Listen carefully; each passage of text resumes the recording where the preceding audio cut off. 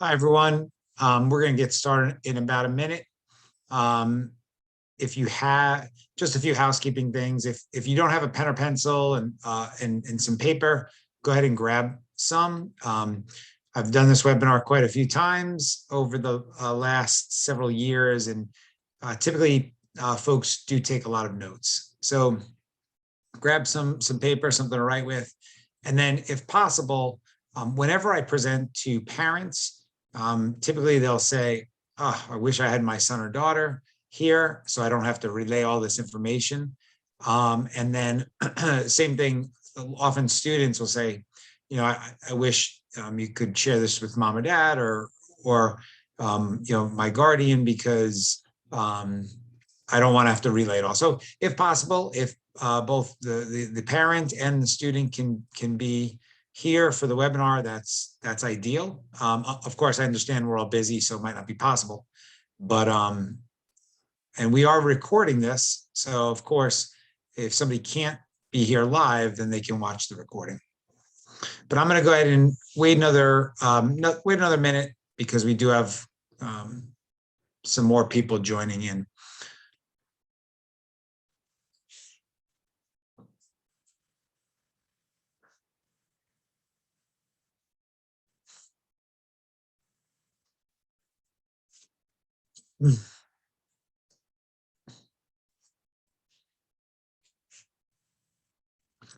Okay, I'm going to go ahead and get started. And thanks everybody for joining tonight. My name is Tom Ehlers. I'm the founder and president of Method Test Prep. I've been helping students and families get ready for the SAT and the ACT and for the last 22 years. It's crazy to say that. So I've helped a lot of families through this process and just help with all sorts of different questions as far as the process from high school to college. And so I will be answering. My goal tonight is very straightforward.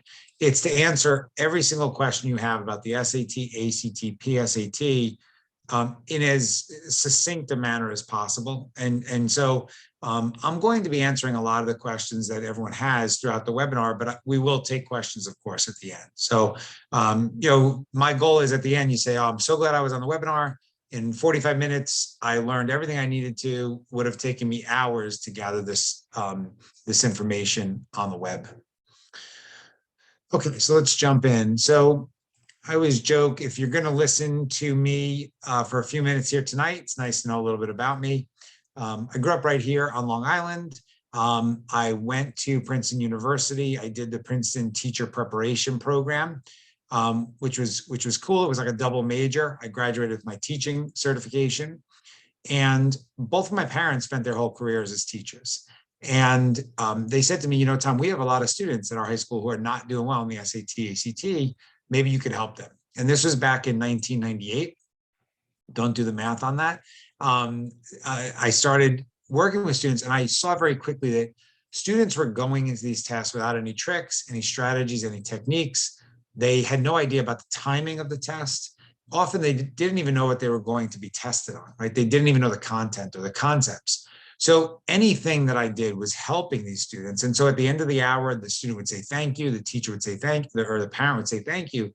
And so it was a very satisfying, very gratifying. And I just started tutoring all day, every day. And the business kind of grew from there. Now we have software that many NSHSS students use. It's a self-paced program, so you can learn all the tricks and the strategies that you need to be successful on the SAT and ACT. We have classes, and of course, we do a ton of private tutoring. So we offer all those different services. That's just a little bit about me. And then I also like to share that, so I can empathize with what a wacky year this has been. My wife and I have twins that are going into 7th grade in the fall. And so I just want everybody to know that the advice that I'm about to share and the perspective that I share as a parent as well. So it's not going to be, pie in the sky or unrealistic. I'm not that many years behind everybody at this point, as far as what I'm going to have to ask my son and my daughter to do. So here's just a shot of my son, Jonathan. This is just before the pandemic.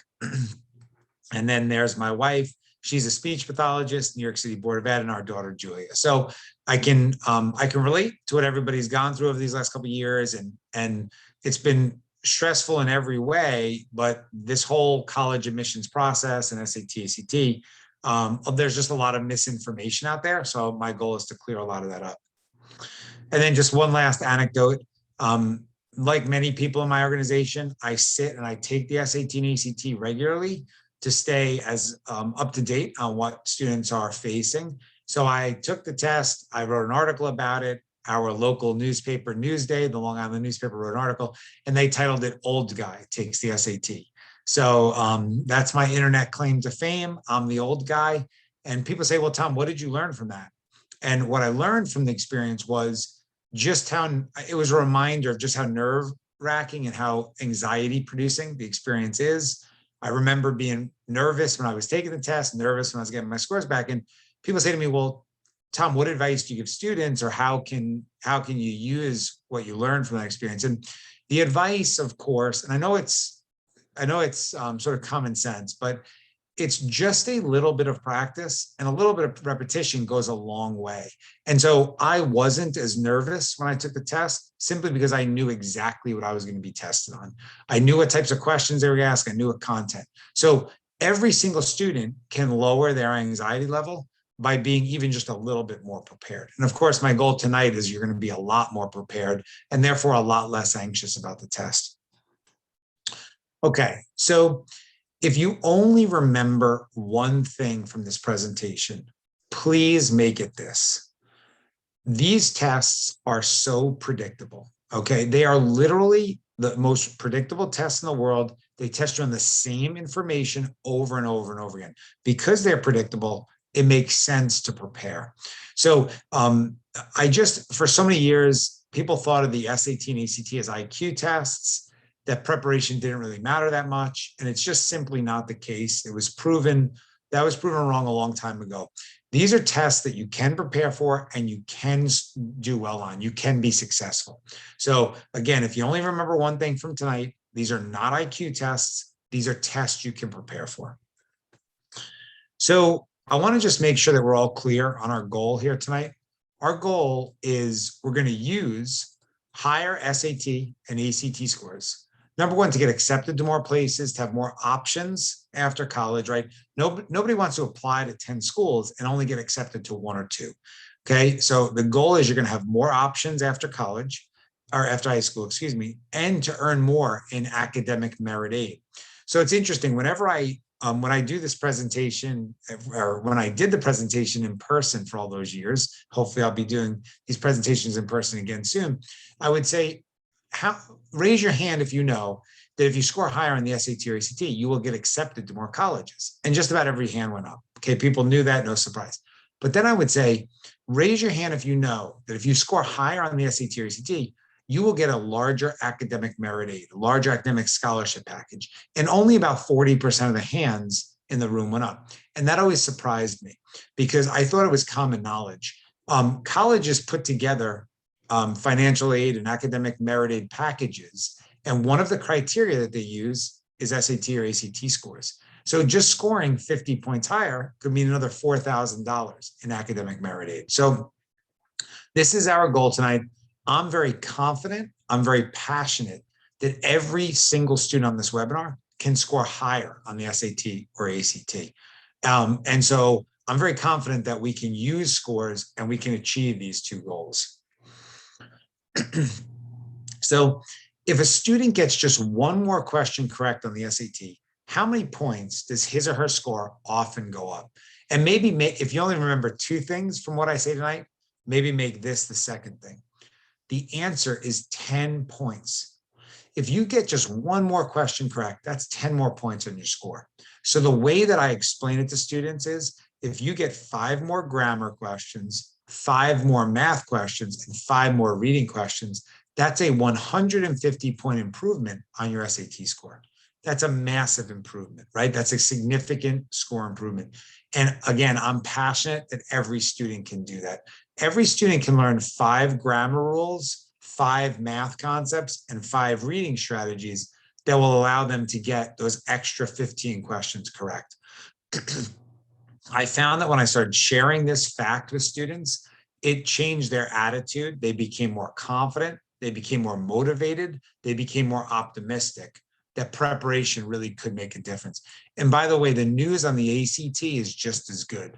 On the ACT, for every additional question you get correct on a section of the ACT, your ACT score goes up by 1 point. So if you get 4 more math, 4 more English, 4 more reading, 4 more science, that's a 4-point increase on your ACT score. Again, a significant difference. Okay, let's talk about a couple facts or data points. The national average on the ACT, so the maximum score on the ACT is a 36, right? The range goes up to a 36. The average score is a 21. That typically surprises students who thought that the national average was higher, but the national average is a 21. So when people ask what's a good score, anything over a 21 is above average. For the SAT, excuse me, the national average is about a 1060. Again, that surprises people. Anything above a 1060 is above average. Now, when people say what's a good score, of course, that's relative.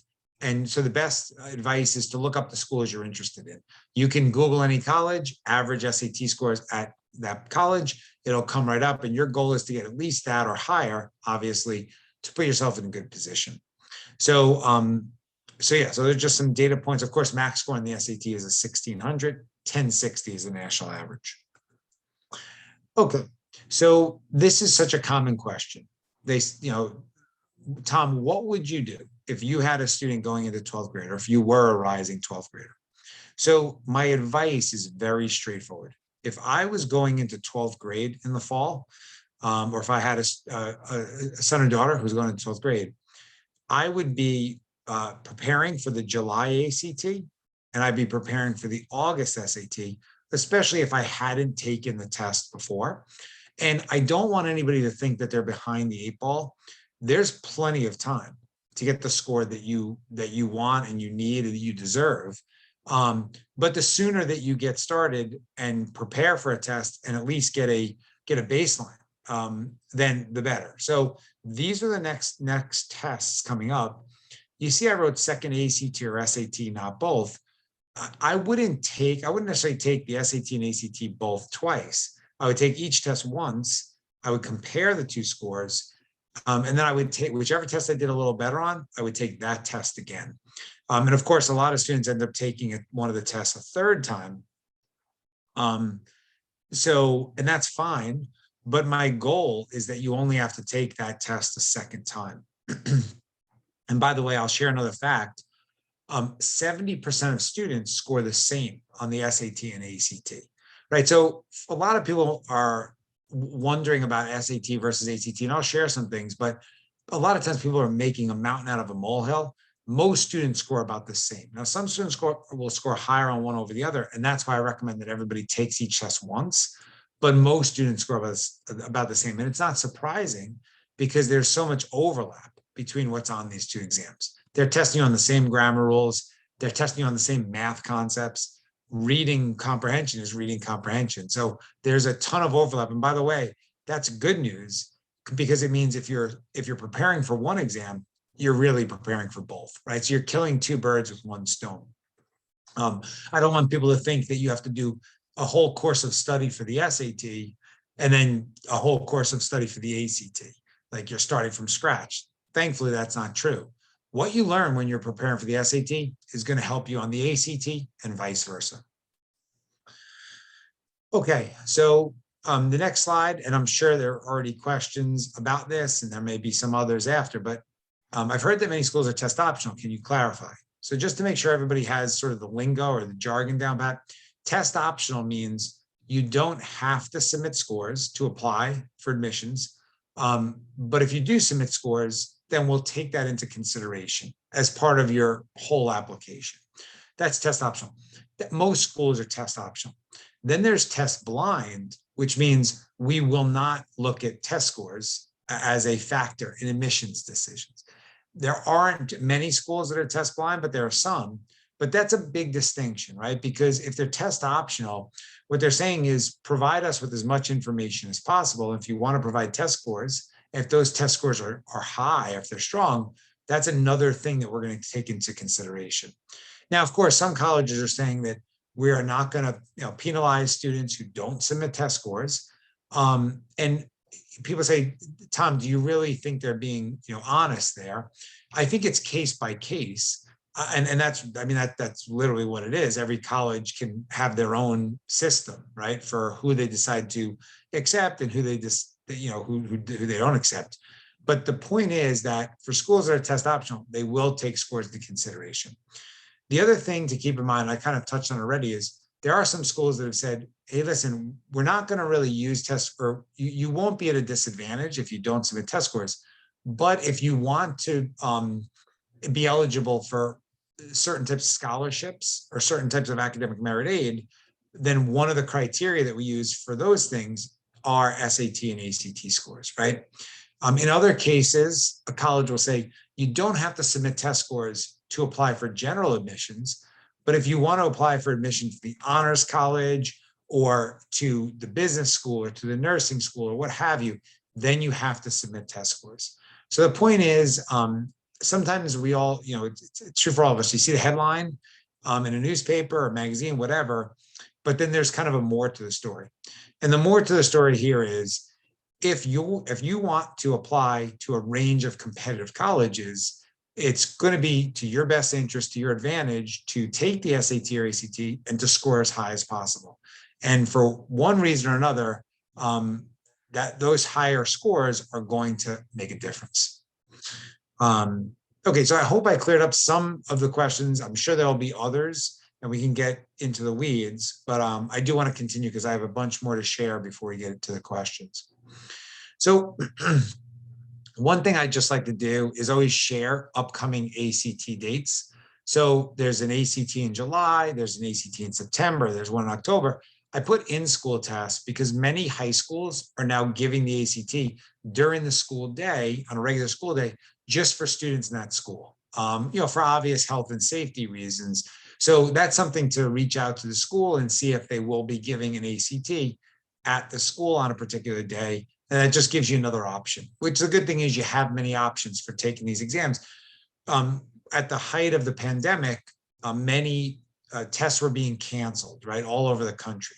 Fortunately, for the past several months, in most of the country, the tests have been going on, right? So obviously in some areas, tests have been canceled, they're still being canceled. But in most places, the tests are happening. Students can sit and take these exams. So as far as upcoming SAT dates, there is an August SAT, there's an October, there's November, and then also you might have the opportunity to take an in-school test. Okay, and now what would I do if I had a rising 11th grader, or if I was going into 11th grade, going into junior year in the fall? So my advice here, or one sort of pillar of my advice, is the SAT and ACT offer certain services where you pay an extra $20 and they send the entire test back to you. And this is a massive advantage, right? This way you can learn from your mistakes. And the way I describe it is, and by the way, everybody, you may want to just take a screenshot of this, use the screen, print screen feature, or just use your phone. So here's the way I like to describe it. Imagine taking a 4-hour test, getting a score you're not completely satisfied with. No one tells you what you did wrong. And then somebody says, hey, go take that test again. If somebody said it to me, I'd say, no way, why am I going to take it again? I don't even know what I did wrong the first time. And the good news is there's a better way. The better way is anytime you take the SAT or ACT, you take one of the exams where they offer this service, and then you look over the questions you got wrong, because each SAT question you got wrong, if you can figure it out, or you work with a parent or teacher or friend or a tutor to understand what you did wrong, you get that question right next time. That's 10 more points in your score. So the SAT, the College Board calls the service the question and answer service. The ACT, you can see they call it the TIR service, stands for Test Information Release. And these services are only given certain times of the year. So these are the test dates that I would focus on. If possible, these are the tests that my son and my daughter, they're going to be taking these test dates so I can see what they're doing wrong. Okay, so we did this poll. If you get a question wrong on the SAT or ACT, Oh, sorry. No, this is a new question. And I'm sure a lot of you already know the answer. If you get a question wrong in the SAT or ACT, you lose how many points? And the answer is 0. And again, a lot of people know that, but I feel like it's my job every time I do this webinar to remind everybody there is no penalty for a wrong answer. There's no reason to leave a question blank. There's no reason to omit a question. You have to answer every question. And it can make a big difference on your score. And again, although a lot of people know this, the reason I feel like it's my job is I look at a lot of question and answer services and TIR services, and a lot of questions are left blank. The student was told to answer every question, but in the heat of the moment, they forgot. So just we need to remind students remind yourselves, you have to answer every question. Okay, you're at a disadvantage if you leave questions blank on either exam. So again, when people say, well, Tom, is that really going to make a difference? This question here illustrates why it can make a huge difference. So how many questions are on the 45-minute ACT English section? And when I ask this question, and I ask for guesses, people will say 45, 55, 60. It turns out the answer is 75. So on the ACT English section, you need to answer 75 questions in 45 minutes. And there's a couple important takeaways from this. Number one, let's say you're working through this section, and after 44 minutes, you've gotten through 65 questions, which is pretty fast, right? So you've gotten through 65 questions, and then the proctor says, there's only 1 minute left. As soon as you hear that, you should go ahead and bubble in an answer for the last 10. Doesn't matter what you bubble in, just put B, B, B, B, B, whatever.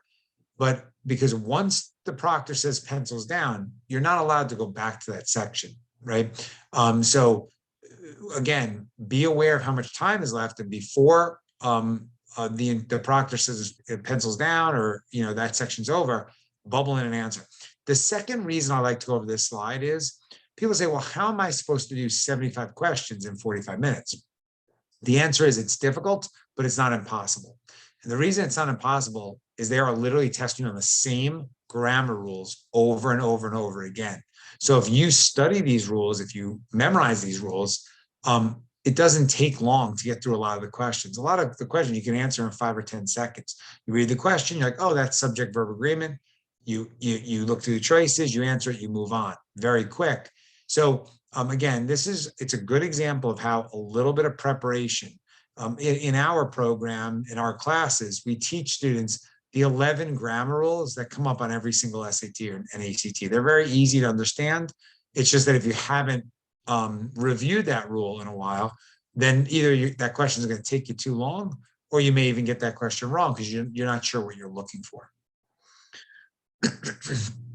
So because I'm such an SAT and ACT nerd, I can't help myself. We're going to go over an example right now. And we call this like red flag words. So I'm going to put a sentence. I want everybody just in their head to try to figure out what the error is in this sentence. So you don't put in the chat or the question and answer, just have it in your head. All right, there's the sentence. Go ahead and read that to yourself. See if you can figure out what the error is.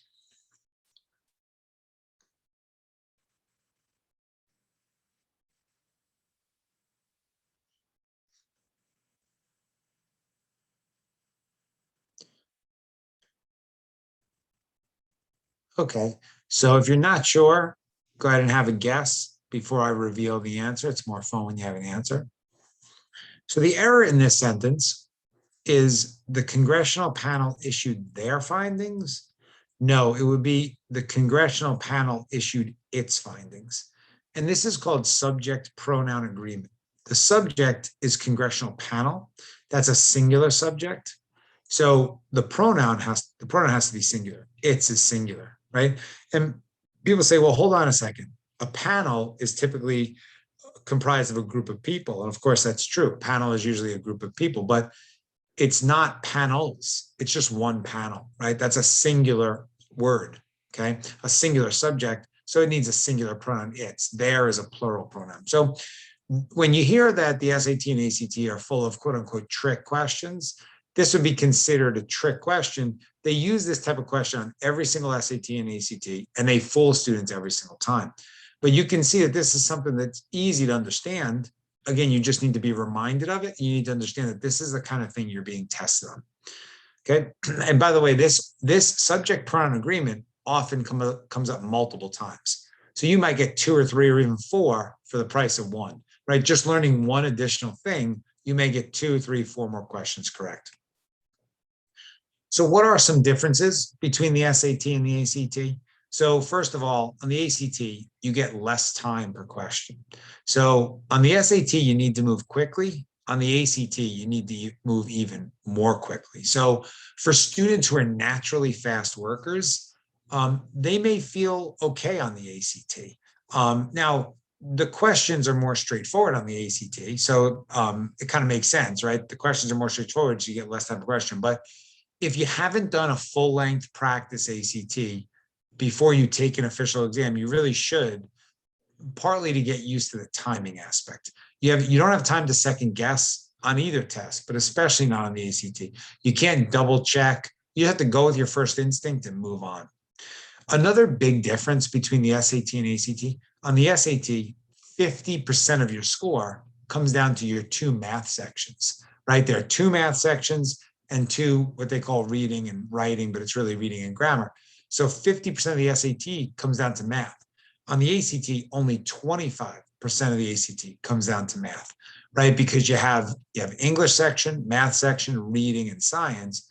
So it's only 1 out of 4 sections that's math. So for students who are stronger in math than they are in English, they may prefer the SAT, right? Because half of their score is going to come down to math. But for students who are stronger in English, they may prefer the ACT.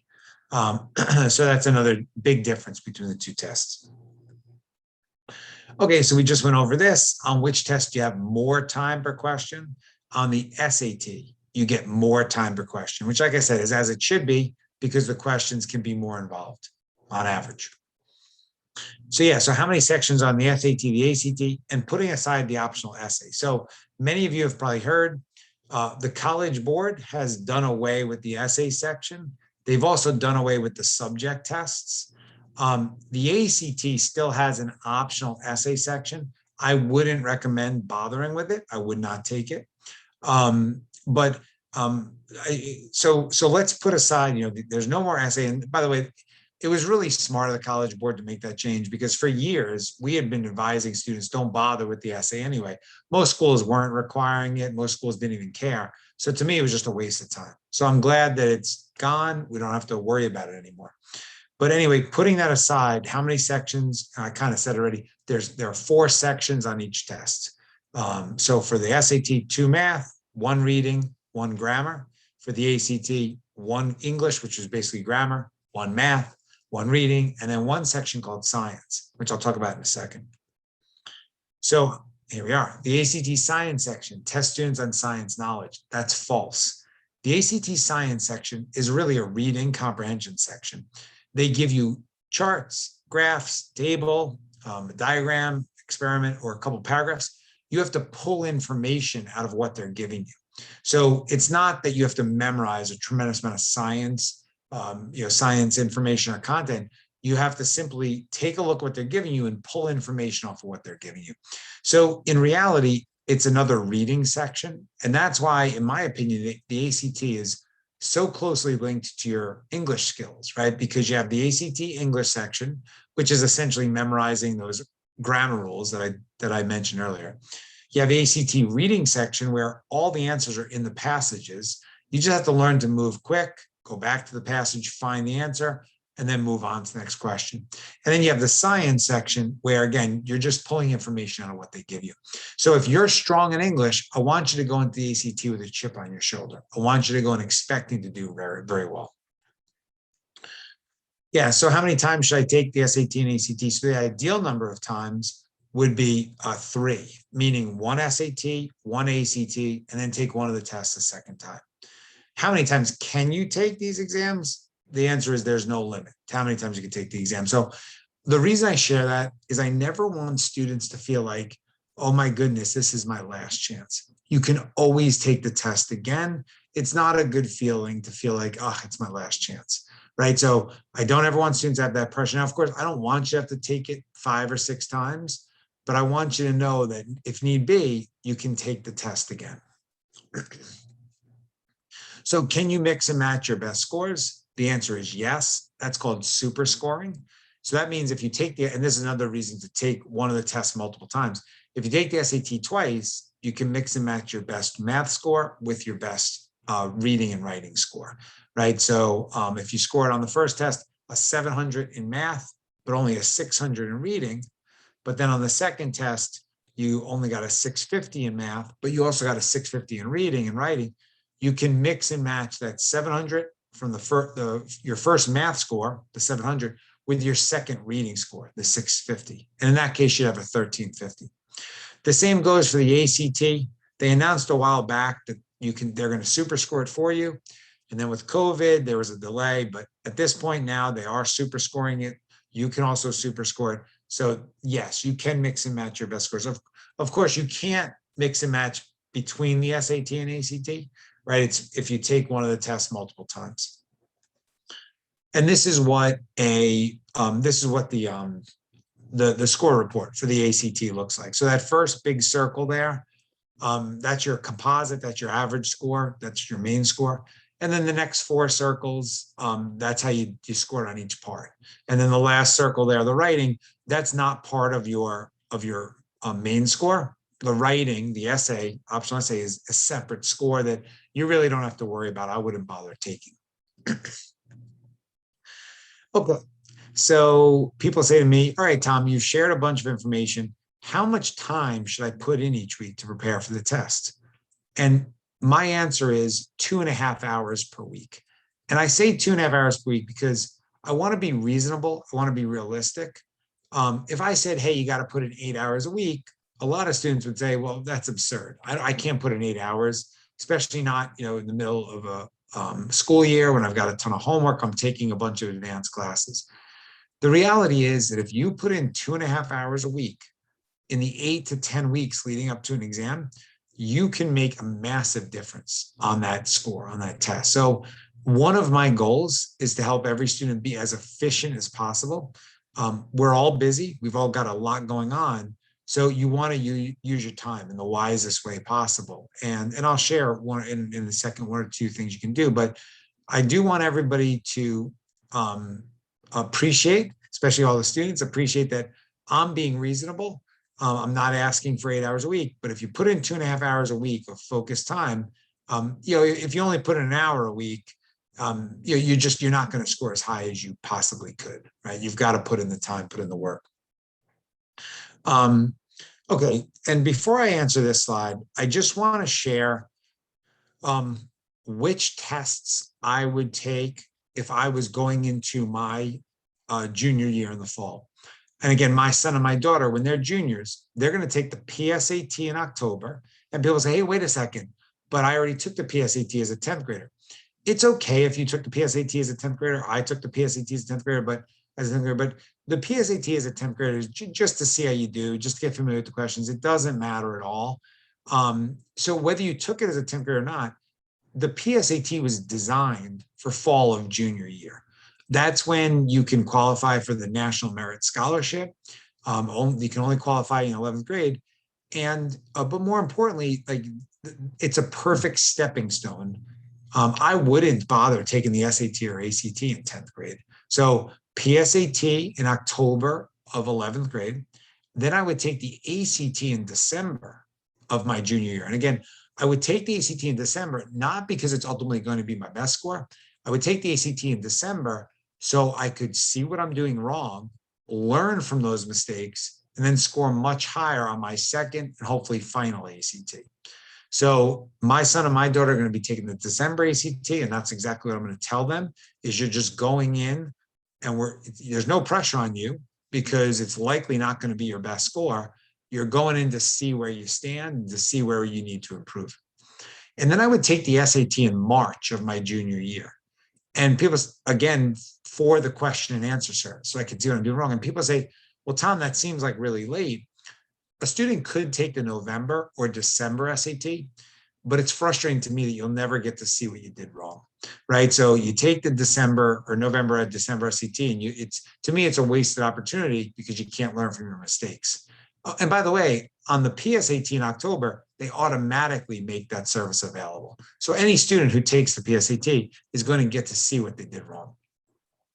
So, and the other thing is, if you take the SAT in November or December of your junior year, not only will you not get to see what you're doing wrong, you're likely going to score even higher in March when you've had the benefit of even more math under your belt. You might do a higher level math concept in the middle of your junior year, that in March, you can get that question right very easily and quickly.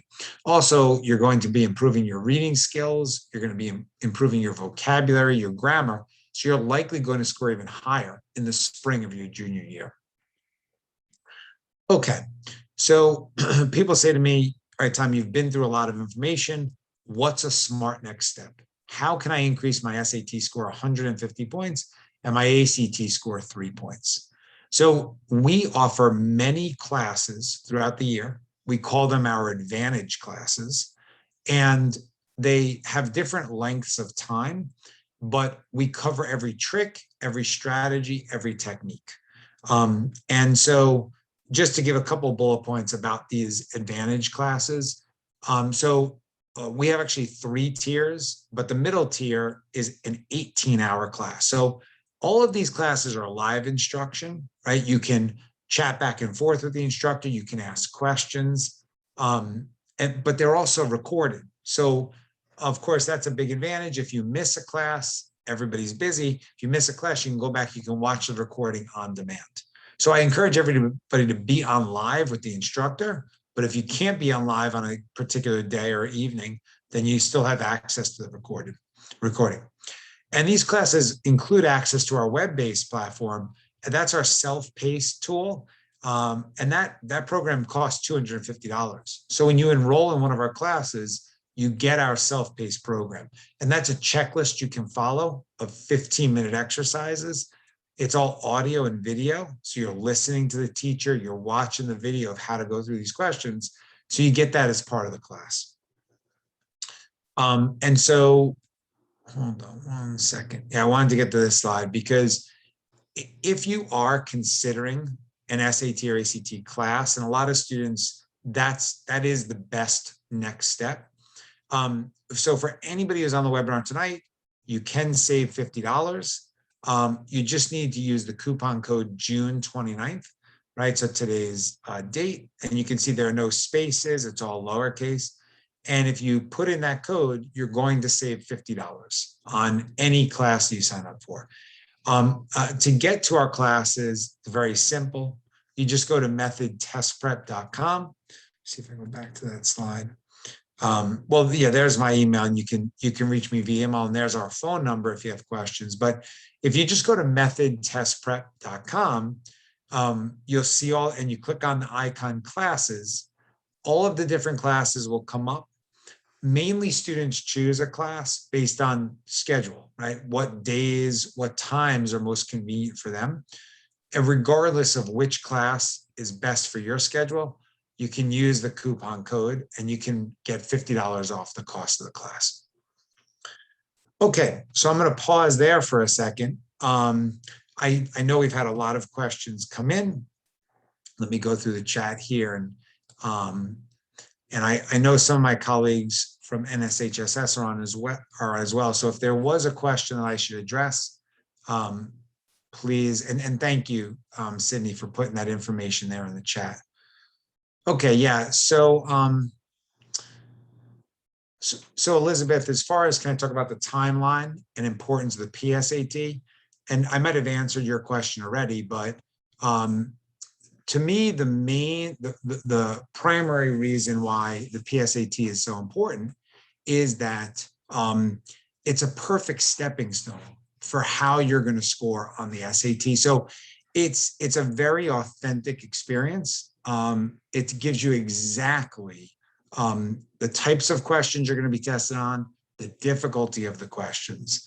And when you say timeline there, oh, well, one thing I should bring up is people said to me, Tom, would you bother preparing for the PSAT? And for years I said, no, I wouldn't prepare for the PSAT. Why prepare for a practice exam?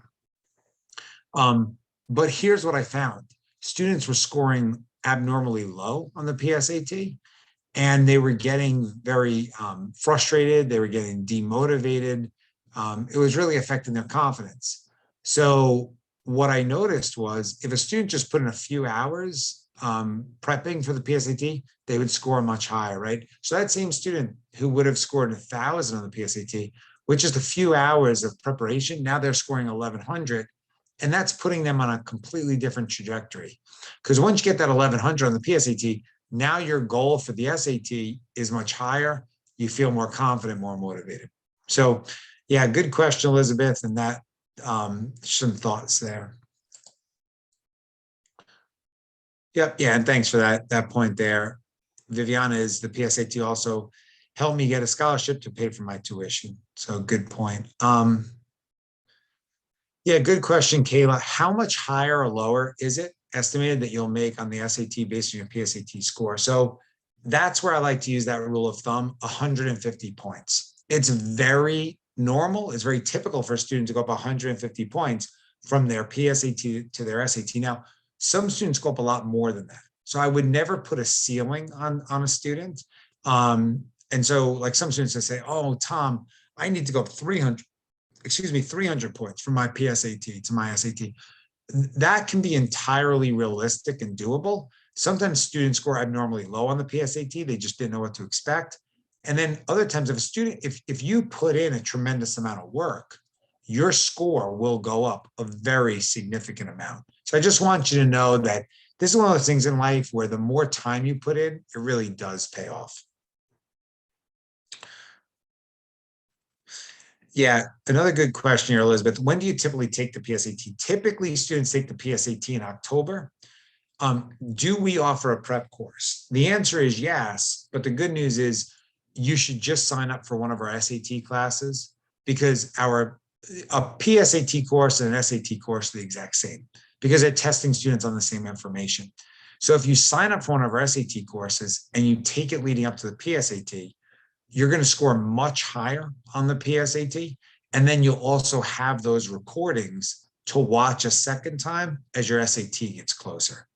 Okay, so that's an advantage to taking one of our SAT prep classes before your PSAT.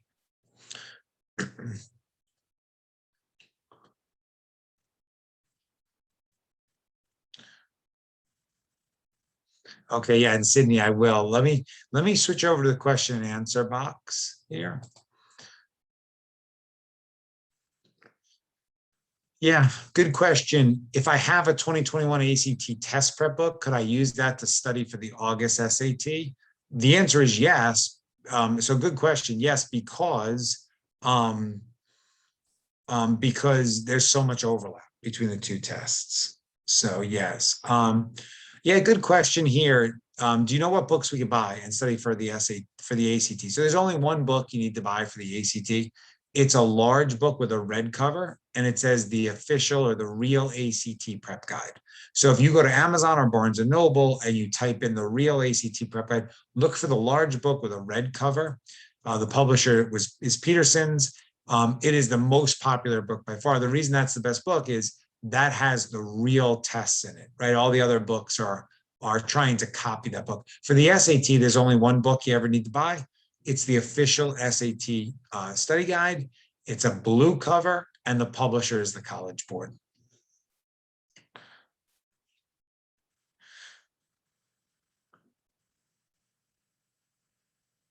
Yeah, good question. If the ACT or SAT is taken in school, would they still let you look at what you got wrong, or is it just different?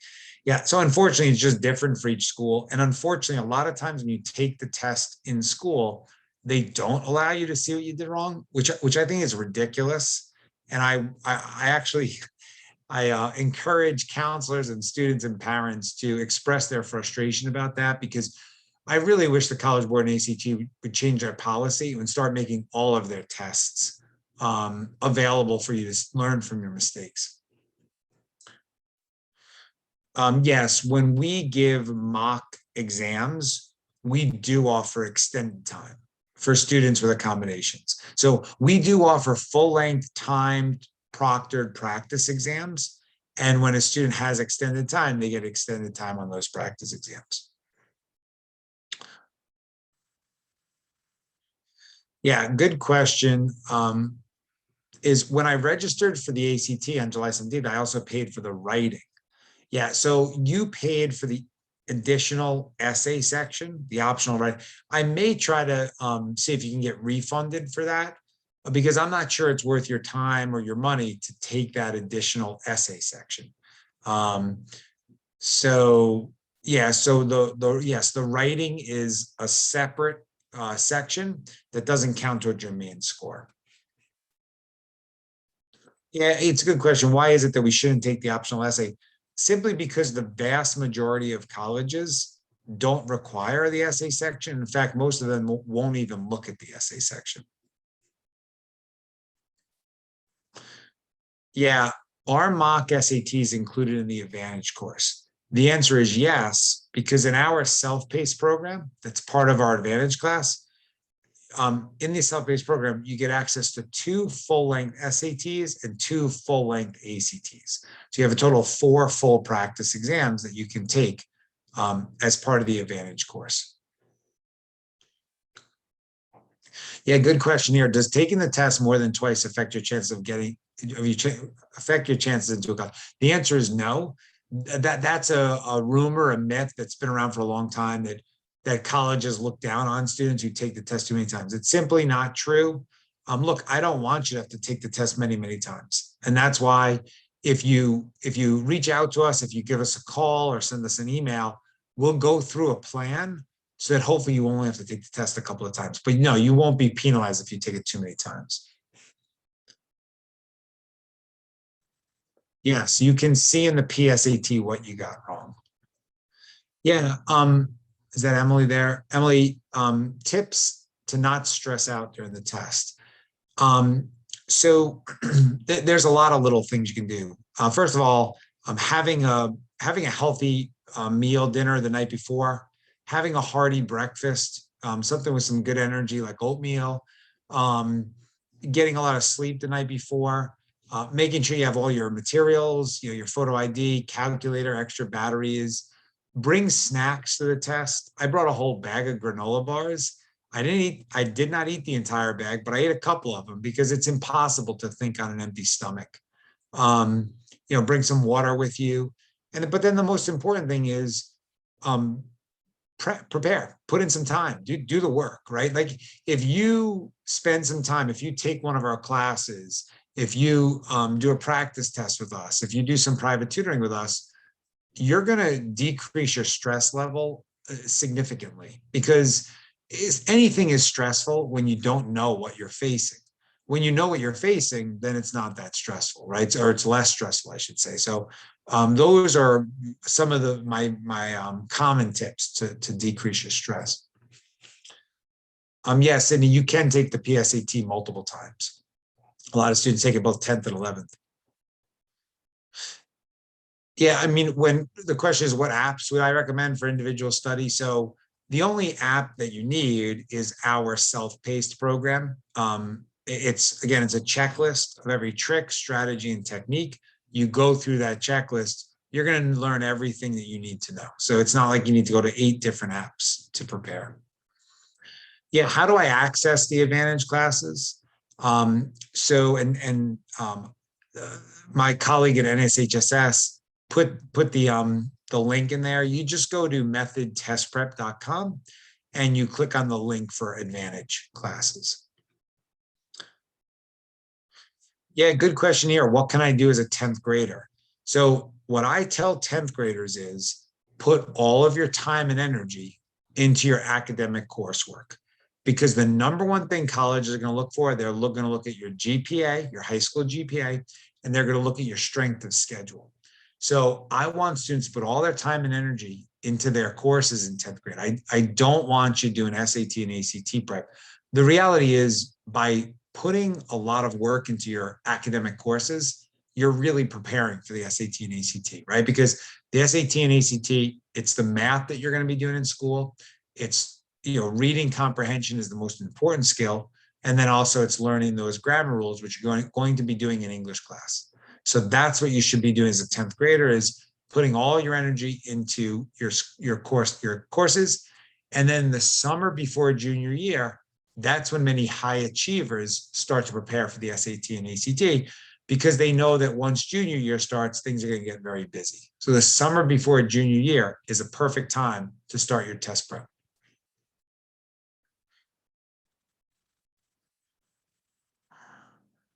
Yes, they do have a pre-ACT. Good question. Yeah, good question. Adeline is, so I'm going to junior year. Is scheduling the PSAT, SAT, ACT a thing in schools, or do the schools schedule a test? So no, you schedule a test for yourself. Now, the school will often tell like all the juniors, hey, we're offering the PSAT on this date. All you have to do is sign up. And so the school often takes care of some of the prep as far as some of the scheduling as far as the PSAT. But for the SAT and ACT, that's a individual family decision. So of course, consult your counselors. They will give you a ton of great advice, but it's something you do on your own. Oh yeah, good question. How much do the advantage classes usually cost? So the 12-hour classes are $325. The 18-hour, they're all the same rate, right? It's just based on more or less hours. So the short classes are $325, the middle classes are $499, and then the long classes, which are 24 hours, where we can really go into detail, go through every trick, every strategy, every technique, those are $650. And again, it's the same price per hour. It's just how many hours of class time. And again, you get the $50 off no matter which class you choose to do.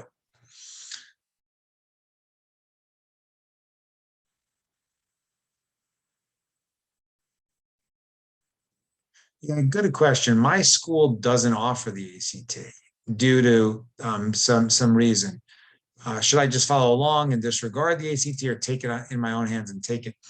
So, Christian, it's a good question. I mean, you could just focus on the SAT, and you can, score very well on that. But I might take a practice ACT, because you may be one of those 30% of students who scores much higher on one test over the other. And if the ACT is a better fit for you format wise, be ashamed to have not taken that and just have never know.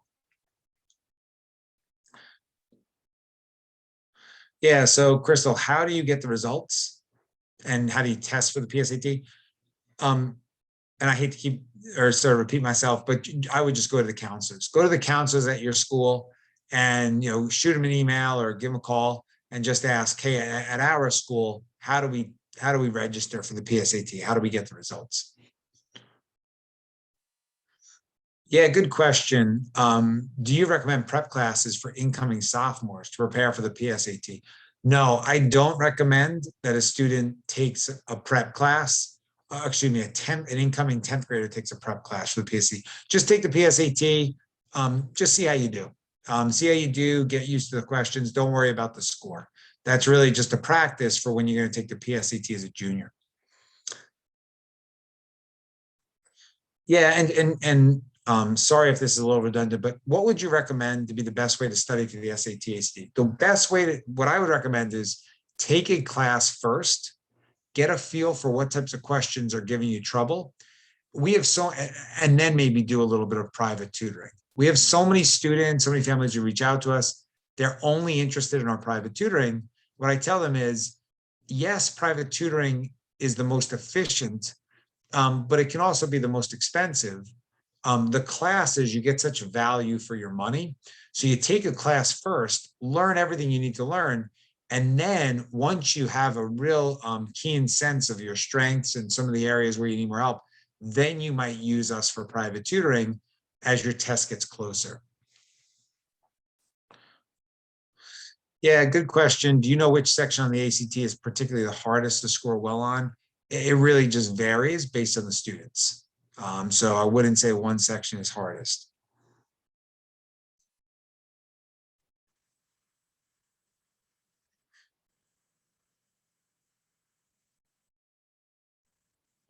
Yeah, good question. Do I recommend automatically submitting the scores from the SAT to colleges you want to apply to when you're taking the test?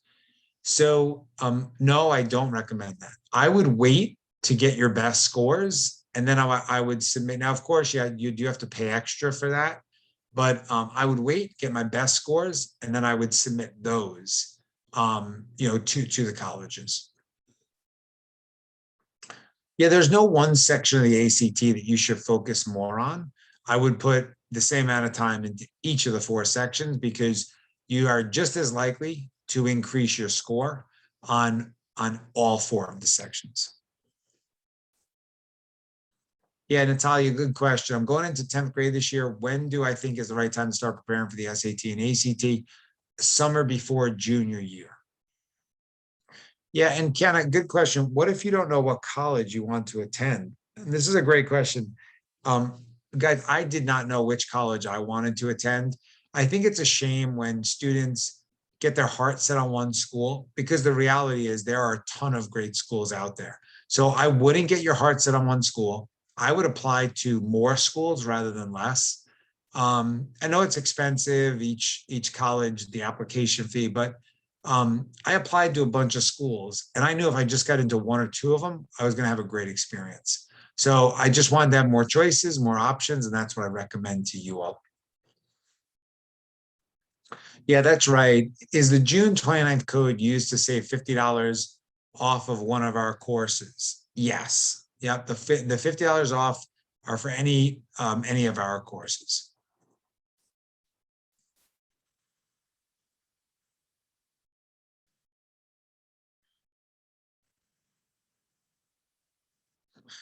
Yeah, good question. Let's say you're running out of time. Is there a certain letter you should put that there's more probability of getting a question right? No, it's going to be an equal number of A's, B's, C's, D's. So good question. No.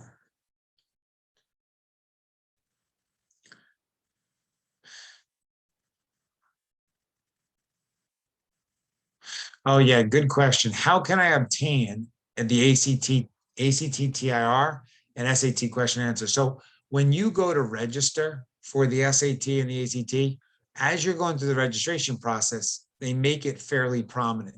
Do you want the question and answer service? So if it's offered on one of the tests, and again, it's offered March, May, and October, then there's going to be a box that you can check. I want the question and answer service. So make sure you look for that box, make sure you check that box, and then you'll pay the extra $20 when you at the end when you put in the credit card. Same thing for the ACT. You're going to look for the box that says, I want the TIR service.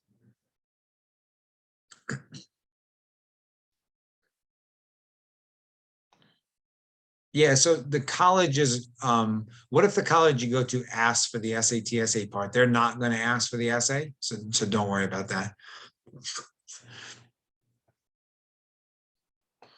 Okay. And I know we're going to stop pretty soon here, everyone. I know we've been on for a long. I appreciate everybody being on for so long and for asking so many questions. Let me just see if there's anything from the chat here. Okay.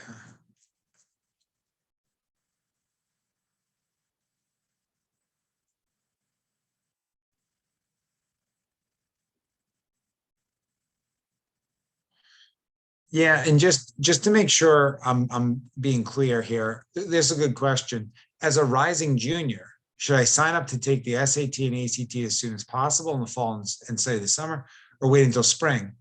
So the answer is that a lot of students should study this summer, and everyone should take the PSAT in October.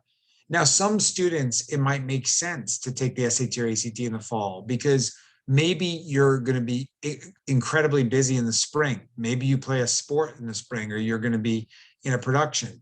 So for some students, it may make sense to take the SAT or ACT in the fall. But for the majority of students, you're going to score even higher in the spring.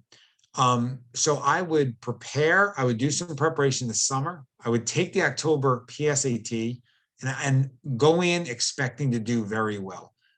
Go in, very competitive, because that's going to be a perfect springboard to an even higher SAT.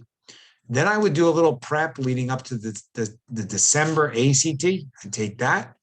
And then I'd do some more prep leading up to the March SAT, right? So it's going to be short, short amounts of focused prep throughout the year. Okay. Okay. So, oh, and thanks, Sydney, for putting in the chat about this summer in Washington, D.C., returning to an in-person event. I attended an NSHSS in-person event, and I had an incredible time. I met so many incredible people, and it was just a great event overall, for many reasons. So, okay, so I'm going to wrap up there. Again, I appreciate everybody's time, and if your question wasn't answered tonight, please give us a call. Okay, good. The screen's been up for a while now. Go ahead and take a screenshot or jot down that number.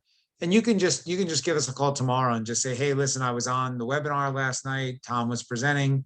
You don't need to speak with me. I'm happy to speak with people, but many people, I have many colleagues at Method that that this is what they do all day, every day. They answer questions from families. They go over what might be the best plan for them, and just get you started on the right path. So again, thanks everybody. Have a good rest of your night.